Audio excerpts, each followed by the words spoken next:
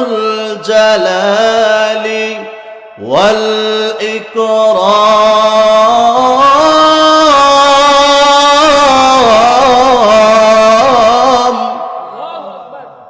আল্লাহ বলেন ধ্বংস নেই, একমাত্র আমি আল্লাহর। গোটা পৃথিবীতে এমন কোন প্রাণী নাই যে মৃত্যুর কোলে ঢলে পড়বে না, মৃত্যুর হাত থেকে কেউ বাঁচতে পারবে না। যদি মৃত্যুর হাত থেকে মানুষ বাঁচতে পারত, তাহলে আপনার নবী আমার নবী রাহমাতাল লিল আলামিনের চাইতে বেশি অধিকার পৃথিবীতে আল্লাহ কাউকে দিত না। বুঝে থাকলে আওয়াজ দেয়া বলবেন, আপনি আমার নবীও কি এই পৃথিবীতে কিয়ামত পর্যন্ত থাকতে পারবে না? অন্ধকার কবরে চলে গেছে। পৃথিবীতে কিয়ামত পর্যন্ত যদি মানুষ হায়াতি জীবন পাইত, আপনি আমার নবীর চাইতে কেউ বেশি পাইত না। নুজহাতুল মাজালিস নামক কিতাবের মধ্যে লিখি, আল্লাহর নবী বিশ্ব নবী রাহমাতাল লিল আলামিনকে আল্লাহ রাব্বুল আলামিন একটা নির্ধারিত সময় দেয়া পৃথিবীর মধ্যে পাঠিয়েছিলেন। সময় যখন শেষ হয়ে গেল, দুনিয়ার জমিন ছেড়ে দিতে হবে। এই জন্য মানুষের মৃত্যুর পূর্বে আল্লাহ বান্দা বান্দিকে এমন কোন অসুস্থতা দেয় যেই অসুস্থ থেকে সে আর সুস্থ হতে পারে না। এই জন্য আমরা বলি জয়কালে ক্ষয় নাই, মরণ কালে ঔষধ নাই। কারণ আল্লাহ এমন কিছু অসুস্থতা বান্দা বান্দির জন্য রেখে দিয়েছেন। আল্লাহ রাব্বুল আলামিন তার বিশ্ব নবী, তার হাবিব নবী কুল সম্রাট রাহমাতাল লিল আলামিনকে আল্লাহ অসুস্থ বানাইলেন।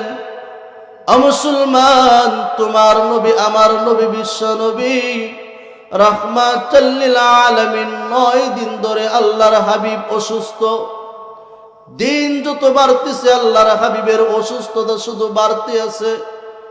আল্লাহর হাবিব রাহমাতাল লিল আলামিন আম্মা জান আয়েশা সিদ্দিকা রাদিয়াল্লাহু আনহা বলেন, রা পৃথিবীর মানুষ, আমি আয়েশা আল্লাহর হাবিবের পাশে বসা ছিলাম।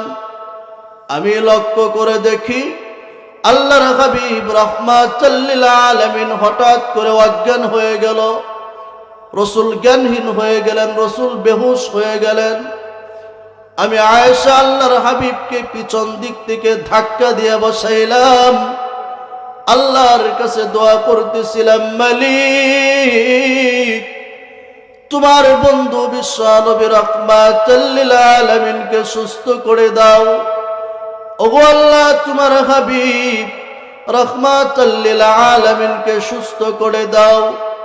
আম্মা জান আয়েশা বলেন, আমি তাকাইয়া দেখি আল্লাহর নবী রাহমাতাল লিল আলামিনের হুঁশ ফিরে আসলো। আল্লাহর নবী ডেকে ডেকে বলে, আয়েশা রে,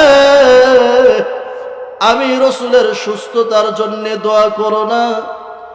দোয়া করো মহান রব্বুল আলামিন আহকামুল হাকিমিন আল্লাহর ডাকে সাড়া দিয়ে, রফিক আলার ডাকে সাড়া দিয়ে আমি যেন আমার রবের দিদার লাভ করতে পারি। আম্মা জান আয়েশা বলেন, আল্লাহর হাবিব অত্যন্ত দুর্বল হয়ে গেলেন। আমি লক্ষ্য করে দেখি নবী আমি আয়েশার কুলের মধ্যে হেলান দেয়া বসলো। আল্লাহর হাবিবকে আমি বিছানার মধ্যে শোয়া দিলাম। আম্মা জান আয়েশা বলেন, হঠাৎ করে আমি আয়েশার কর্ণপোহরে আওয়াজ আসে। বাহির থেকে কে যেন দরওয়াজার মধ্যে দূরে দূরে ধাক্কা দেয় আর বলে, আসসালামু আলাইকুম। কে আছেন? আল্লাহর নবীর হুজরার ভিতরে দরওয়াজা খুলে দেন, আমাকে ভিতরে ঢুকার পারমিশন দেন, ভিতরে ঢুকতে হবে। আবার সালাম দেয়, আসসালামু আলাইকুম। কে আছেন? ঘরের ভিতরে দরওয়াজা খুলে দেন, আমাকে ভিতরে ঢুকতে হবে, পারমিশন দেন। আবার সালাম দেয়, আসসালামু আলাইকুম। কে আছেন? ঘরের ভিতরে দরওয়াজা খুলে দেন, আমাকে ভিতরে ঢুকতে হবে, পারমিশন দেন। বারবার মালাকুল মউত আজরাইল আল্লাহর হাবিবের ঘরের দরওয়াজায় দাঁড়ায় সালাম দেয়। আল্লাহর নবী প্রচন্ড অসুস্থ। নবী আমার ডেকে বলে, মা রে, ও মা ফাতেমা, ঘরের বাহির থেকে কে যেন বারবার দরওয়াজা খোলার জন্য অনুমতি চায়, যাও মা দরওয়াজাটা খুলে দাও। হযরতে খাতুন জান্নাত ফাতেমা রাদিয়াল্লাহু আনহা দরওয়াজা যখনই খুললেন, সঙ্গে সঙ্গে দরওয়াজাটা বন্ধ করে দিলেন। চিৎকার করে করে বলে, আল্লাহর হাবিব, ঘরের দরওয়াজা খুলে এমন একটা মানুষ দেখেছি গো নবী, এই রকম মানুষ আমি ফাতেমার সমস্ত জিন্দিগিতেও দেখি নাই। ও বাবা, হায়াতে জিন্দিগিতে কত মানুষ দেখলাম, এই মানুষটার সঙ্গে মক্কা মদিনার কোনো মানুষের মিল নাই। বাবা গো, আমি তাকাইয়া দেখি পাও দুইটা জমিনে, মাথাটা মনে হচ্ছে আসমানে, আর চোখগুলির থেকে মনে হয় টকবক করে রক্ত বের হবে।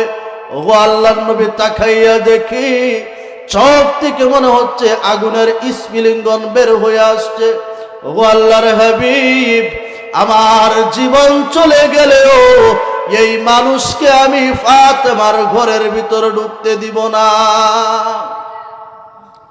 তোমার আমার নবী রাহমাতাল লিল আলামিন ডেকে বলে, মা রে, এই মানুষ পৃথিবীর কোনো দরওয়াজায় গিয়া অনুমতি চাই না, কোনো রাজা বাদশার কাছেও গিয়া অনুমতি চাই না, পৃথিবীর কোনো মানুষের সঙ্গে গিয়া অনুমতি চাই না, কারণ আল্লাহ তার অগ্রিম অর্ডার দিয়েছেন ঘরের ঢোকার জন্যে। কিন্তু রে মা, তোমার ঘরের দরওয়াজায় দাঁড়ায় বারবার সালাম দেয় কেন জানোনি? এটা হলো তোমার বাবা বিশ্ব নবী রাহমাতাল লিল আলামিনের সম্মান। কারণ আজরাইল পৃথিবীর কোন মানুষের হুমকি আর ধমক ভয় পায় না। আল্লাহর হাবিব রাহমাতাল লিল আলামিন যেদিন মেরাজের রজনীতে মেরাজে গেলেন, নবী বলেন, জান্নাত জাহান্নাম অনেক কিছু স্বচক্ষে দেখলাম। হঠাৎ করে তাকাইয়া দেখি ডান দিকে একটা মাথা, বাম দিকে এক মাথা, পিছন দিকে এক মাথা, সামনের দিকে এক মাথা, চার বিশিষ্ট মাথাওয়ালা একটা মানুষ।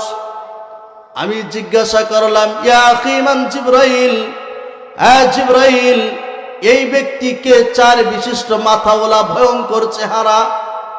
জিবরাইল বলে, আল্লাহর হাবিব, উনি হচ্ছেন হাজা মালাকুল মউত আজরাইল। আল্লাহ নবী জিবরাইল আলাইহিস সালামকে সালাম দেয়, আসসালামু আলাইকুম ইয়া মালাকাল মউত আজরাইল। আজরাইল কোনো জবাব দেয় না। আল্লাহ নবী আবার সালাম দেয়, আসসালামু আলাইকুম ইয়া মালাকাল মউত আজরাইল।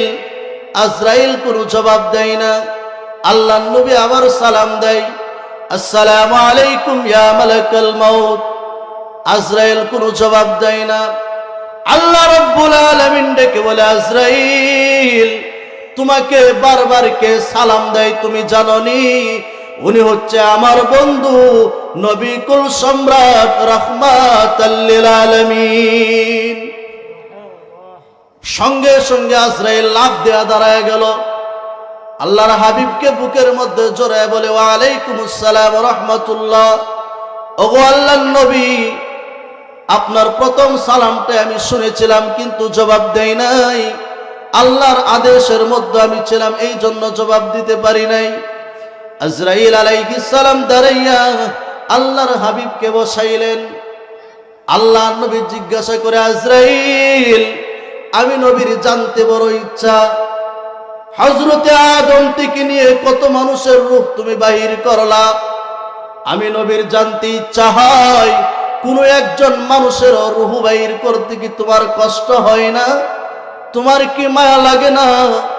তুমি মানুষের দেহ থেকে রূহ কিভাবে টেনে আনো? আল্লাহর নবী যখন আজরাইলকে প্রশ্ন করলেন, আজরাইল বলেন, আল্লাহর হাবিব, আল্লাহ আমাকে এই দায়িত্ব দিয়ে এই পৃথিবীতে পাঠাইছেন, এই জন্য মানুষের দেহ থেকে রূহ বাহির করতে আমার কষ্ট হয় না। কিন্তু গো আল্লাহর হাবিব, হায়াতে জিন্দেগিতে দুইটা মানুষের রূহ বাহির করতে আমার বড় কষ্ট হয়েছিল নবী। নবী গো, আমার বড় কষ্ট হয়েছিল। আল্লাহ যদি আমাকে হায়াত বাড়ায়া দেওয়ার ক্ষমতা দিতেন, আমি আজরাইলের পক্ষ থেকে হলেও দুইটা মানুষের হায়াত আমি বাড়িয়ে দিতাম।